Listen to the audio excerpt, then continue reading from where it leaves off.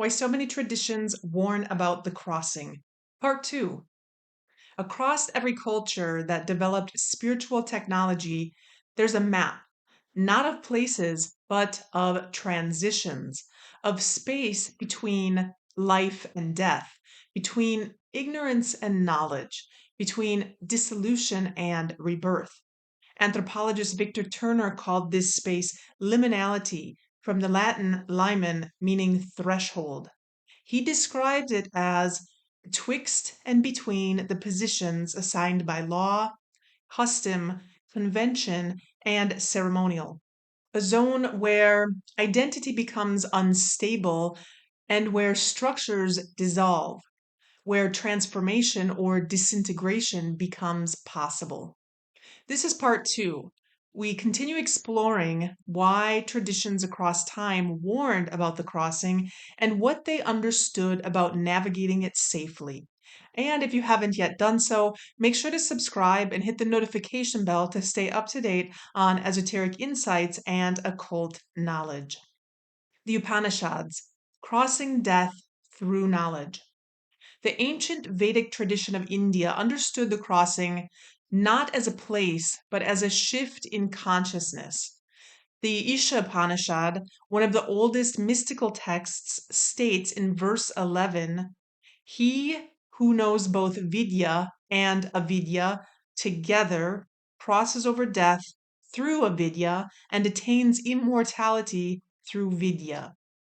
Vidya meaning knowledge, Avidya meaning ignorance. This is precise language. Crosses over death, mitrum tirtva, is not a metaphor. It describes transcendence through passage. This verse reveals something critical. You can't skip ignorance. You have to cross through it. The danger is not in ignorance itself. The danger is remaining there. The Upanishads teach that the soul, trapped in the Maya, illusion, must awaken to its true nature, the Atman, the eternal self. But awakening is not instant, it's a crossing from identification with the body and mind to recognition of the infinite. And this crossing requires knowledge, vidya, or spiritual insight, discipline, sadhana, or sustained practice, and guidance, a guru who has crossed before. Without these, the seeker does not transcend. They wander, caught between illusion and truth, between death and immortality. The Upanishads understood the threshold must be crossed consciously, otherwise you remain trapped in the cycle. Norse tradition, the bridge, the sacrifice, and the cost of knowledge. In Norse cosmology, the dead cross the river Gjöll over the bridge Gjallerbru to get to hell. The Gylfaginning describes it. That bridge is roofed with shining gold. Beautiful, but guarded. And once crossed, the return is not guaranteed. The Norse did not romanticize the crossing. They treated it with caution. Even the gods paid a price. Odin, the Allfather, seeking knowledge of the runes, symbols of power and order, had to cross into the forbidden realms. At what cost? An eye.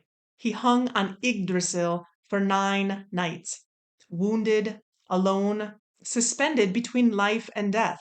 And when he returned, he was no longer the same. The Havamel records his words. I know that I hung on a windy tree 9 long nights, wounded with a spear, dedicated to Odin, myself to myself. This is initiation, a deliberate crossing into the liminal. The Norse understood. Knowledge of the threshold requires sacrifice. Crossing is never free. You don't pass through unchanged. You either transform or you are consumed. Christianity, gates, purgatories, and the narrow path. Christianity inherited the architecture of the crossing and encoded it directly into the scripture. Matthew 7:13 says, "Enter through the narrow gate, for wide is the gate and broad is the road that leads to destruction." This is not a moral metaphor. This is threshold logic. There are gates, there are paths, and not all of them lead where you think. Medieval theology developed this further with the concept of purgatory.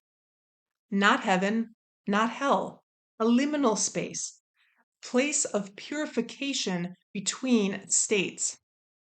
Dante's Divine Comedy maps this with obsessive precision. Hell has 9 circles, structured descent. Purgatory has 7 terraces, staged ascent. Heaven has 9 spheres, ordered arrival. Each realm has gates, each gate has guardians.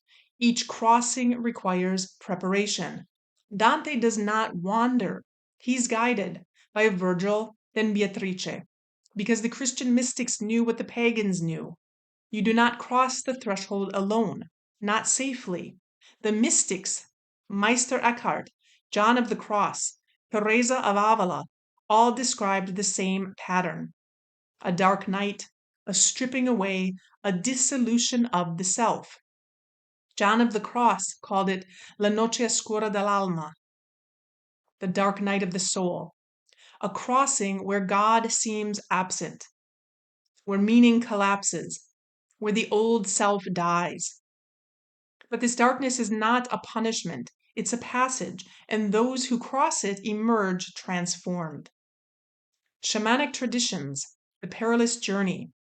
Shamanic traditions across the world are the most explicit about the dangers of crossing because shamans cross while alive.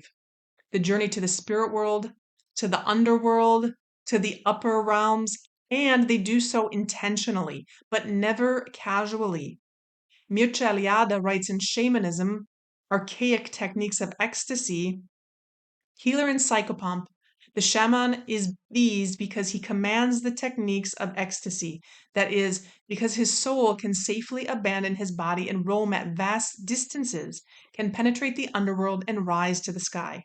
This is the key, knowing how to return. Untrained crossing, whether through trauma, drugs, or psychosis, risks fragmentation, losing parts of the self, possession, invasion by external forces, madness, inability to reintegrate. The shaman crosses with rhythm, drumming, chanting, repetition, symbols, animal guides, spirit allies, sacred objects, ritual structure, entry, journey, return. These are not decorations, they are anchors. Without them, the shaman does not return or returns broken. The symbols are maps. Symbols have always been used as maps in these moments. The rituals are guardrails, because the shamanic traditions understood something modern culture has forgotten. The threshold is real, and it doesn't care if you believe in it. Jung, the psychological crossing. Carl Jung approached the crossing from psychology, not mythology, but he arrived at the same conclusion. In The Archetypes and the Collective Unconscious, Jung writes, to become conscious of the shadow involves recognizing the dark aspects of the personality as present and real. The shadow is everything that you've denied, repressed, or refused to see, and it emerges during transitions, breakdowns, initiations, identity crisis. Jung called this process individuation, the integration of the unconscious, but he warned repeatedly. Confronting the unconscious without containment is dangerous. It can lead to inflation, identifying with the archetype, losing the ego, collapse, being overwhelmed by unconscious material, psychosis, the dissolution of the boundary between inner and outer. Modern psychology still recognizes these patterns: psychotic breaks, dissociative episodes, identity diffusion. Jung's terms for these: failed crossings. The person enters the liminal state through trauma, drugs, spiritual crisis, but has no structure to navigate it. No symbols, no guide, no ritual container, and so they fragment. Jung's work was an attempt to restore what traditions had always known. The crossing is real and it requires preparation. In conclusion, the crossing appears everywhere because it's not cultural, it is structural. The Upanishads called it crossing death without knowledge. The Norse called it sacrifice for wisdom. Christianity mapped it as purgatory and the dark night. Shamans learned to journey and return. Jung called it individuation, all describing the same reality. A threshold where the self dissolves and either transforms or disintegrates. The traditions did not warn to stop you, they warned to guide you. Because crossing without a map doesn't make you brave, it makes you lost, and some who enter the threshold never return. So, what do you think? Where have you crossed from? We'd love to hear from you. Also, stay tuned for more videos, courses, and reach out for tarot readings or consultations. Until next time.